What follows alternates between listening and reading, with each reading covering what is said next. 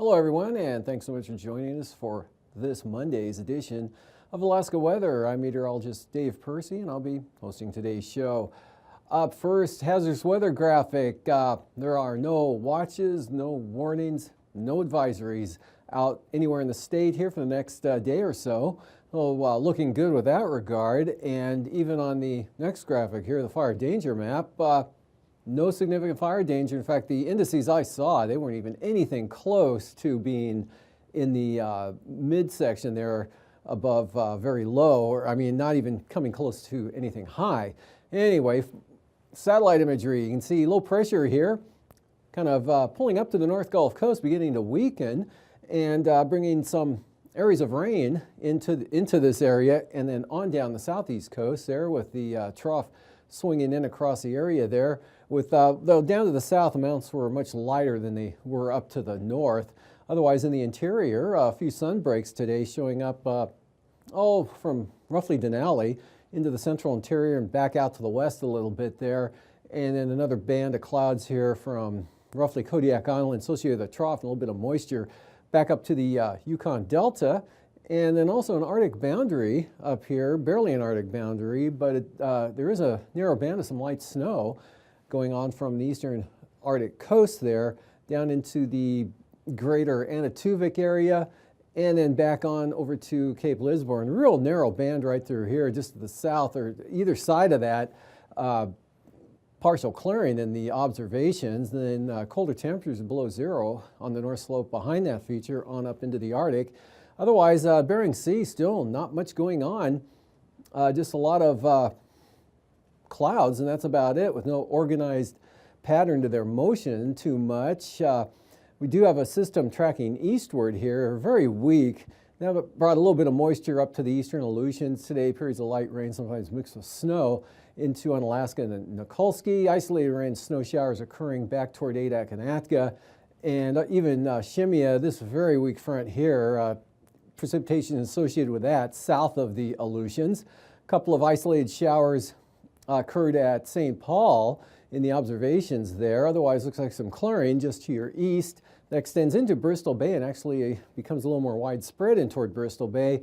And then this feature right through here, scattered rain and snow showers, developing kind of a cloudy, flurry, foggy condition up here in the Bering Strait. Still had winds gust to 45 miles an hour today at Gamble.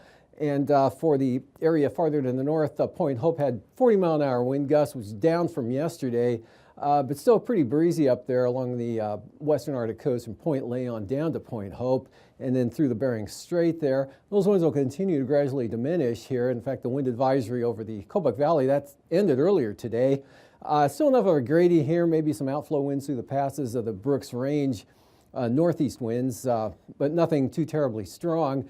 And then that area of light snow, very narrow band there along the Brooks Range, signifying the colder Arctic air back to the north, and then the somewhat milder conditions into the interior. You can see on this shot, looks like some fair amounts of clearing took place today from the upper Yukon Valley down in the central interior and then back out toward the Yukon-Kuskokwim Delta coast. And then showers and rain generally right along the outer coastline here of the North Gulf Coast, possibly into the Kenai Peninsula, and then the heaviest amounts occurring, say, from Yakutat to on down to Petersburg, picking up about half an inch of rain there, as did Haines, also had a half an inch today, but then the amounts became significantly lighter, with just a few hundreds falling at Klawock, and Annette picking up maybe a tenth of an inch or so. Otherwise, this system here tonight tracks off to the east, makes a pretty good jog or picks up its pace, just clips southern Kodiak Island with a chance of moisture, the bulk of it shifting in pretty rapidly into the across the southern Gulf, actually staying south of even the Gulf of Alaska there. Rainfall begins to diminish, becomes more showery this evening, but remains unsettled for this panhandle here with that trough kind of hung up over the area. And just very mostly cloudy, isolated showers over the southern interior of the state, mostly along the North Gulf Coast, and really isolated here and over the Alaska Range mountainous terrain. Really nothing significant to speak of, and that extends here into northeast Bristol Bay, Kuskokwim Valley, and then kind of maybe a little more widespread out here, but still light and insignificant with this weakening low. They're just east of Savoonga. Now I'll keep a chance of snow on the south coast at times, flurries for the Seward Peninsula, and losing the winds now for St. Lawrence Island, but still some lower flying conditions there with the fog flurries and lower cloud deck, but VFR breaking out there on the western and northwest coast with that offshore flow, even though those winds are diminishing. And now the bulk of the moisture with this boundary here actually could come in and clip the northern Koyukuk Valley there as it drops in. But again, any amounts anywhere in this zone will be very light and definitely under an inch, if not under half an inch or less. But it'll probably hang on to Kaktovik, improving conditions back to the northwest. Out in the Bering Sea, just a weak thing out here with some isolated snow showers, mostly south of St. Paul and north of the Aleutians. And looks like it catches Simeonatu the best with a chance of snow, but really this portion pretty dry through here with just an isolated threat of a shower for the Alaska Peninsula. And then moving into Tuesday, a little bit more of a southeast flow developing here. So what we have is a couple of impulses of moisture coming up, a couple of weak troughs here with ever warming air. So didn't want to draw them in as warm front, but right on the edge of the chart there, the next storm. Anyway, not too bad for Bristol Bay for tomorrow and tomorrow afternoon. Central interior looking pretty good, partly sunny skies and dry conditions. Isolated showers now in the Brooks Range and still a little breezy on the western Arctic coast there, but no big gusts. Gusts probably definitely under 40 miles an hour, if not under 30 or 35. Even lighter winds central and east side there. Always have that lingering threat of flurries over toward Kaktovik and Barter Island. And then this next front shifts some rain into the Panhandle once again, especially in the afternoon there. Winds don't look all that much of a factor with this. And much like today here for the North Gulf Coast, chance of rain, cloudy skies, some of that slipping up into western Prince William Sound, possibly Portage Valley. Could maybe see a shower or two as far north as the Talkeetnas. Scattered snow or rain showers along the western Alaska Range, and could be partly sunny for Nikolai, McGrath on down to Sleepmute and into the southwest here. Bristol Bay could see some sunshine as well with light winds and pretty much dry for Kodiak Island. And we'll move to the forecast outlook for Wednesday. See, that storm comes right up, a 966 millibar low comes up north of Adak by the afternoon, and that spreads a front with probably gale force winds associated with it and definitely rain into the Alaska Peninsula, and then improving behind the front in the afternoon for the eastern Aleutians to about Cold Bay, but rain and wind coming as far east as Kodiak and pushing northward across Bristol Bay into the southern Kuskokwim Delta, probably not quite reaching the Kuskokwim Valley. Farther to the north, a nice day coming up, partly sunny skies, light winds, dry conditions, maybe a few snow showers with this trough in the northwest. Usual flurry possibilities along the Arctic coast, but portions of the north slope could see some clearing. And high pressure here over the North Gulf Coast. Look for considerable clouds, but you're going to definitely lose the precipitation. And Copper River Basin, dry, isolated showers over the Alaska Range, unsettled for the Panhandle. And for the lows down there for tomorrow morning, mid to upper 30s there, covers it pretty well, or 35 to 40. 30s, lower to mid, south central Alaska, mid to lower 20s for the Tanana Valley. And then from the Brooks Range on out, you're looking at lows anywhere from 0 to 15 below, and teens and 20s for the Seward Peninsula to St. Lawrence Island, near 30 for the Pribilos, upper 20s on the southwest coast. Highs the following day, or in the afternoon, the following forecast period, coming up to near 0 for the Arctic coast and North Slope. Hit the mountain zone, come south, and you're into the mid-30s there, into the Kobuk-Koyukuk Valley, on out to about 30 degrees for Kotzebue.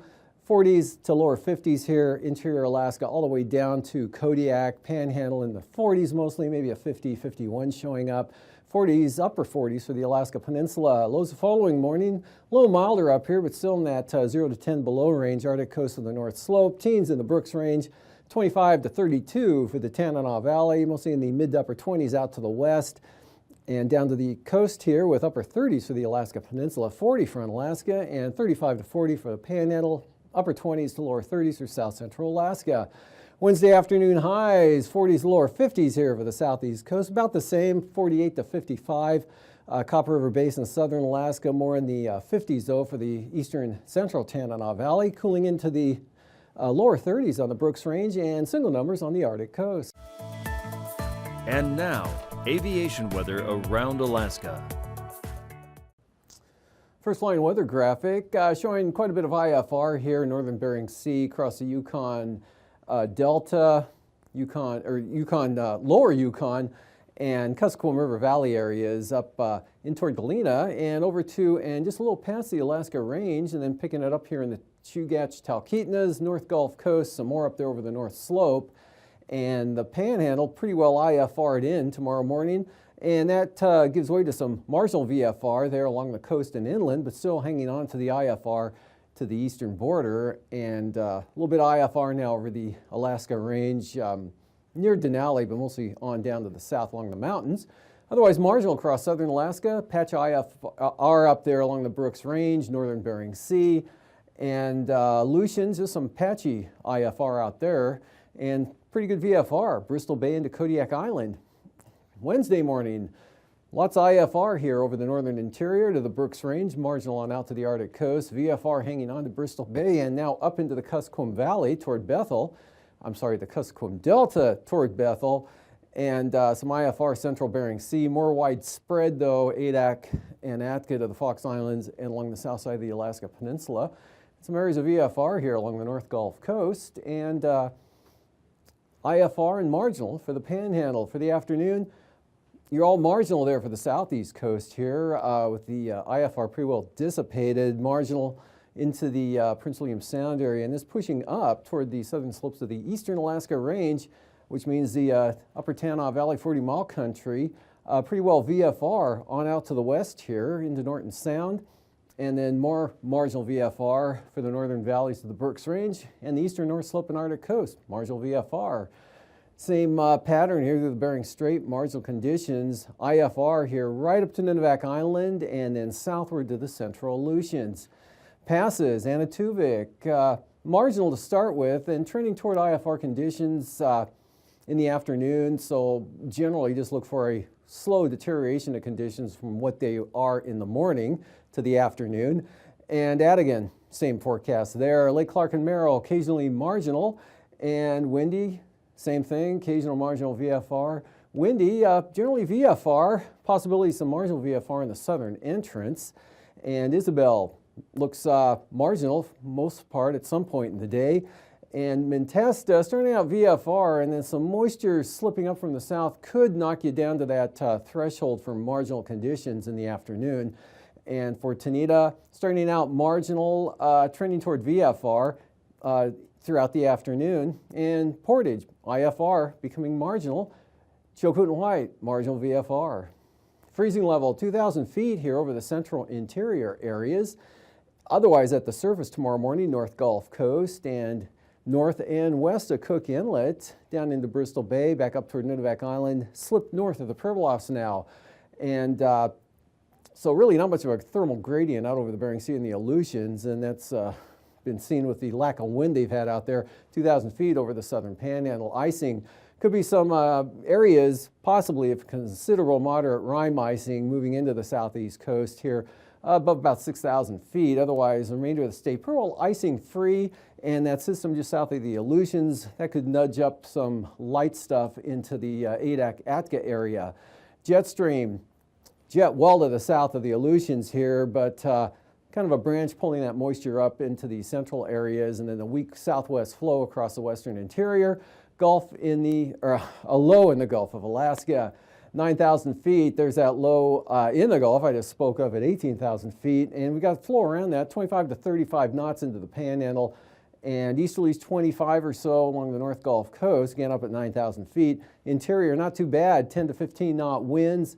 And the Aleutians, looks like the strongest zone will be right through here for the Fox Islands of the western Alaska Peninsula, 25 to 30 knots or so, lighter over the central and western areas.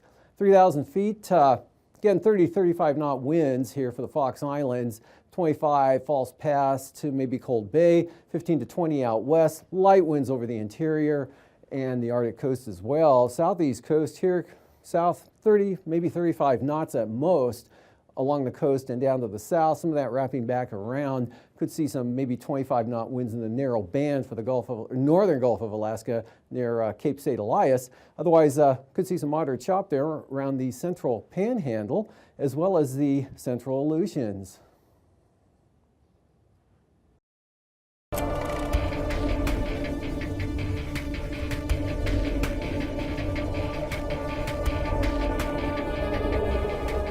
used to be that you could only warn one person about a tornado after it had already blown down someone else's barn. Now, on average, we're able to issue a tornado warning 15 minutes before the tornado's even there, and that wouldn't be happening without Doppler radar. This NexRad system has reduced fatalities on the order of 45% due to tornadoes since its advent. We have a lot more information now about storms and being able to understand how they develop, how they produce severe weather, and how that information might be used to improve warnings for our National Weather Service partners.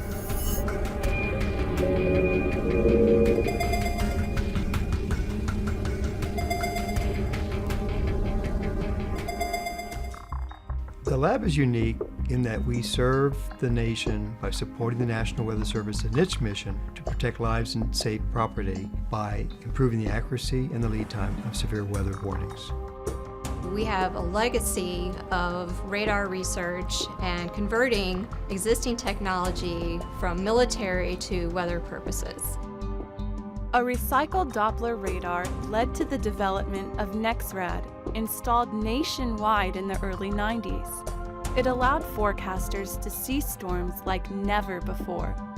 Not only did we help bring that technology to the National Weather Service and to help protect lives and property, but we have continued to upgrade that technology, keep it relevant, and keep it state-of-the-art. Recently, a major upgrade was added. Dual polarization technology takes the radar from 2D to 3D. Forecasters now know more about what type of precipitation is falling, which is very helpful during winter storms, as well as how much rain is accumulating, resulting in better flash flood warnings. The radar can also detect and track tornadoes based on debris. Looking to the future, the National Severe Storms Lab is testing the capabilities of phased array radar. Originally used by the U.S. Navy, the antenna scans the skies electronically rather than mechanically, allowing the radar to focus on a storm. With current technology, we get a full picture or image of what is going on within a storm every 4 to 5 minutes. So it's more like a snapshot. Whereas with phased array radar, we get that picture of what's going on in the storm every minute. So it becomes more like watching a movie. So we can do adaptive, rapid scanning on the storms that matter most, being able to provide the information that's most relevant when and where it's happening. Another advantage of phased array radar is its multifunction capability, providing weather and air traffic information simultaneously. Number one, it is a system that promises to replace and expand upon the existing weather surveillance radars. Secondly, to replace aging air traffic surveillance radars. And number three, it offers a potential application to meet Department of Homeland Security and defense requirements for identifying and tracking non-cooperative aircraft. With the replacement of all these various radars with a single system, the American taxpayer could realize substantial savings in cost. You have a lot fewer radars to maintain, and the electronic capability of this also reduces maintenance costs because you do not have moving parts. Not too long ago, the ability to predict severe weather was thought to be impossible. During the past several decades, research conducted at the National Severe Storms Lab has developed life-saving tools like Doppler radar. We've progressed from no warning of threatening weather to about a 15-minute lead time, and current research promises to extend that much further. Our knowledge of severe storms and how they behave, and our use and ability to use the Doppler radar technology is in a lot of cases a direct result of that close working relationship, that research to operations component that we get between the National Severe Storms Laboratory and a forecast office. That history and understanding of how these data can be used by our users and doing the research to help advance the use of radar technology, really it's what we live for, it's in our lifeblood, it's in our history.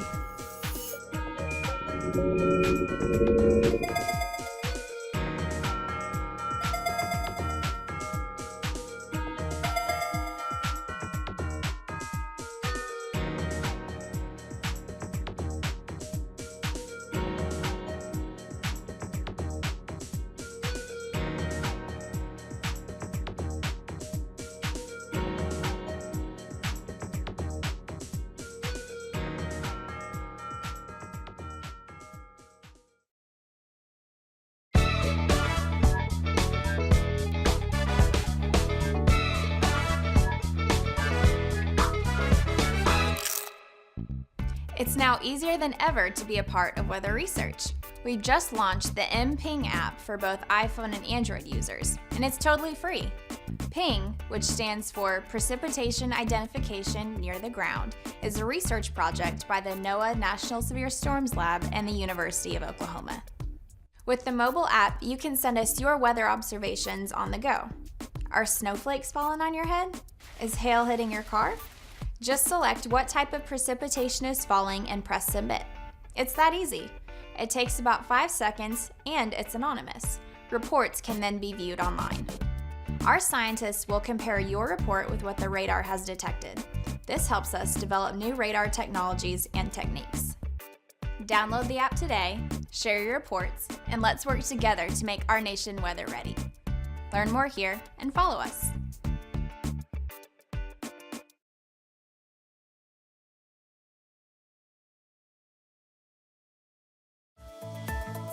And now, marine weather around Alaska. Today's sea ice analysis, not much different from yesterday, although it looked like a little bit of an increase in the ice here south of St. Lawrence Island onto the west a little bit. About the same on the east side, and Norton Sound, really not much change either. And no big changes coming up for the next several days. Southeast coast wind forecast for tomorrow, small craft advisory south 25 here on the south coast, southeast. East-southeast 30 knots for the north coast, seas up there about 9 feet, 10 feet down south, southeast 20 for Lynn Canal and Stevens Passage. Small craft advisories out for Clarence Strait. Then much lighter winds in store for Wednesday. South 10 for Clarence Strait, southeast 10 there for Stevens Passage. Variable to north at 10 for Lynn Canal and Glacier Bay in the northern inside waters. Otherwise, south coast, east 10 to 15. Seas still 11 to 12 feet and 9 to 10 foot seas up here on the north coast with light easterly winds. And for the Prince William Sound, east 15 knots tomorrow, seas 3 feet. Small craft advisories here for the eastern North Gulf Coast with those 25 knot easterlies and 20 knots out of the east with 8 foot seas for the west side and just 15 for the Barren Islands. Even lighter here into Kamishak Bay, barely a breeze at 10 and light southerlies for Cook Inlet. Outlook for Wednesday, northeast 10 here north of the Forelands, but southern Cook Inlet picking up about 20 knots, same direction, southeast 30, 10-foot seas, Kamishak Bay. Small craft advisories for the Barrens. 20 knot winds out of the southeast, western North Gulf Coast, east side there, pretty light, northeast at 10. Same forecast for Prince William Sound with seas pretty slight. And for Chillicothe Strait, south at 10 tomorrow, light winds there, north 15 on the east side of Kodiak, Sitkinak toward Castle Cape, or Sitkinak to Castle Cape, northwest 15, and north side of the peninsula here, southeast at 15, southwest 15 to 10-foot seas. On the Pacific side, and light winds with slight seas for Bristol Bay.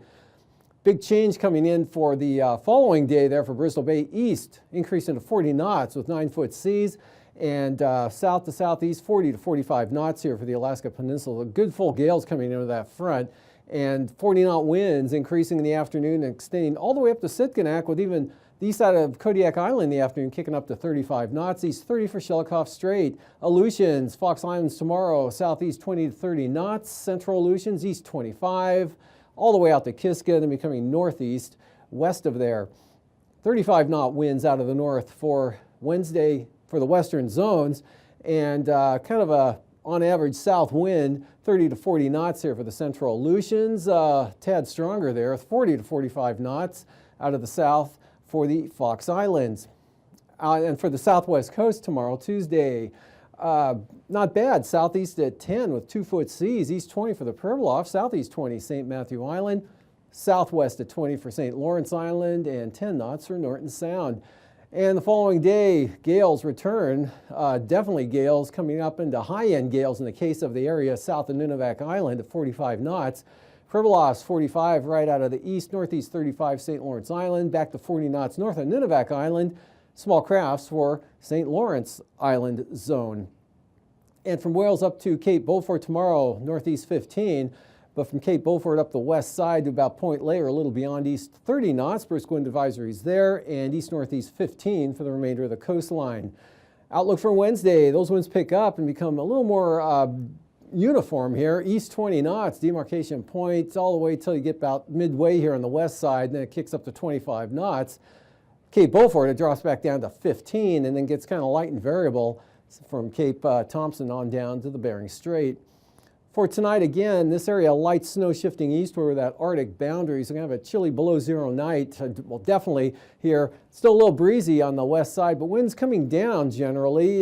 Definitely have, or will for St. Lawrence Islands. That very weak low center gets close to the area. The trough with that will keep a few scattered snow showers or rain and snow showers in across the southwest here, all the way to Kuskokwim or the Kamishak Bay area.